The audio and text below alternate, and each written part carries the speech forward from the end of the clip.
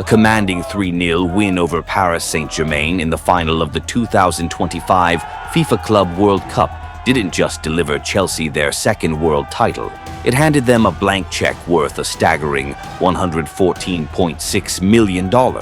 And for a club previously fined £27 million by UEFA for breaching financial fair play rules, this windfall felt nothing short of miraculous.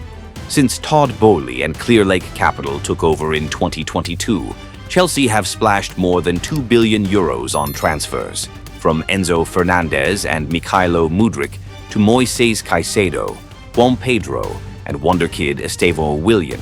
All were tied down on ultra-long contracts designed to spread costs over several years. The aim? To stay within financial regulations while still aggressively building a squad for the future. But UEFA didn't turn a blind eye. Those accounting maneuvers, while clever, have always existed in the grayest areas of football finance. The £27 million fine last year served as a warning shot. Chelsea had reached the edge of what the rules would allow. And just when things looked tight, enter the Club World Cup. The tournament arrived like a financial lifeline. Chelsea's $114.6 million haul included around $28.7 million in participation fees and a whopping $86.6 million in performance-based bonuses. And here's the kicker. According to UEFA and Premier League accounting rules, the entire sum gets booked into the club's 2024-25 financial report. Talk about perfect timing.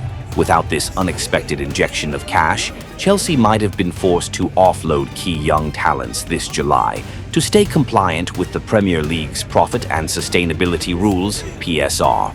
But now, with breathing room restored, they can afford to delay sales or keep those players altogether if they prove their worth on the pitch. More importantly, the money provides cover for a wave of summer signings. New arrivals like Juan Pedro, Jamie Bino Gittins, Liam Delap, Mamadou Sarr, and Estevão Willian came in with price tags ranging from 20 to 65 million euros. Without the Club World Cup revenue, Chelsea could have easily exceeded spending limits tied to wage-to-revenue ratios and transfer amortization. Even financial experts are calling this a game changer. Football London went so far as to say that the Club World Cup payday was the equivalent of 2 Champions League seasons rolled into one. With UEFA now banning creative revenue sources like selling shares of the women's team or club-owned hotels, Chelsea desperately needed real income from real competitions, and they got it. Over €2 billion spent in just 3 years, that's the staggering price tag on Chelsea's squad rebuild. A squad filled with names signed in panic, with short-term thinking, or simply not up to the standard required to thrive in the Premier League. And yet, before their Club World Cup triumph, Chelsea didn't have the freedom to fix those mistakes. Financial fair play, FFP, and the Premier League's Profit and Sustainability Rules, PSR, had them boxed in. Selling players wasn't a choice, it was a necessity. And when the world knows you have to sell, you're negotiating from weakness. But now, everything's changed. With nearly $115 million in Club World Cup earnings, fully booked into the 2024-25 financial year, Chelsea are no longer operating in survival mode. The pressure to make urgent sales is gone. They can negotiate from strength, and that flips the entire equation when it comes to players on the chopping block. Names like Nkunku, João Felix, Nicholas Jackson, or Jurgensen. These are players who once carried huge expectations and came with hefty price tags. Their current on-pitch value might be questionable, but Chelsea no longer need to offload them at bargain bin prices. Thanks to their financial boost, they can hold firm, wait for the right deal, or even give these players a fresh chance to prove themselves early in the new season before triggering any sale clauses. The key shift? Chelsea now dictate the terms. No more being backed into corners or lowballed by rivals exploiting their financial strain. Just look at the case of Noni Madueke, signed for £29 million, sold to Arsenal for over £52 million, a tidy book profit of more than £20 million. If Chelsea can replicate that success with other fringe players, they could generate well over £100 million in net sales. Compare that to 18 months ago.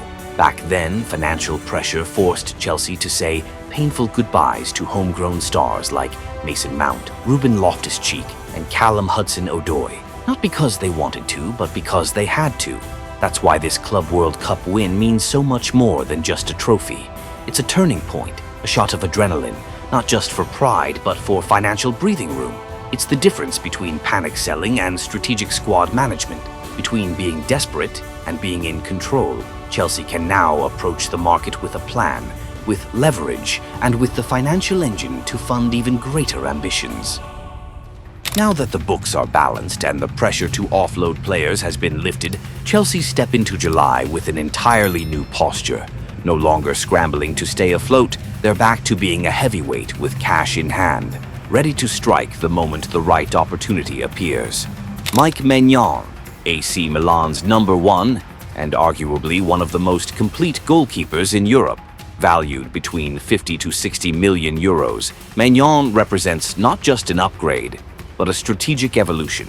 With elite footwork, pinpoint long-range distribution, command of the box, and calm leadership, he's tailor-made for Enzo Maresca's space control philosophy. In a system where the goalkeeper acts like a libero, Maignan could be the foundational piece that elevates the entire back line. Jorel Hato. At just 19, the Ajax defender has already caught the eye of several Premier League giants, Chelsea included. Comfortable in tight spaces and tactically sharp beyond his years, Hato is both a long-term project and an instant tactical fit. In Maresca's fluid 3-2-4-1 setup, Hato could slot in as the left-sided center-back or push up as an inverted fullback in possession. He's a modern defender for a modern system. Alejandro Garnacho, the name that could light a fire across both fan bases. It's not the first time Chelsea have targeted players from arch-rivals Manchester United, but Garnacho feels different. He fits Chelsea's long-term vision to perfection. Young, explosive, battle-tested, with blistering pace, fearless 1v1 dribbling, and a killer instinct in the final third, Garnacho could bring a whole new unpredictability to Maresca's front line. The deal won't be easy, especially given the turbulence inside Old Trafford under Ineos, but with the right bid, Chelsea could tempt him away. After all, the Blues now hold the financial and tactical leverage. And finally, there's a name that feels more like a dream, but one rooted in logic: Benjamin Šeško.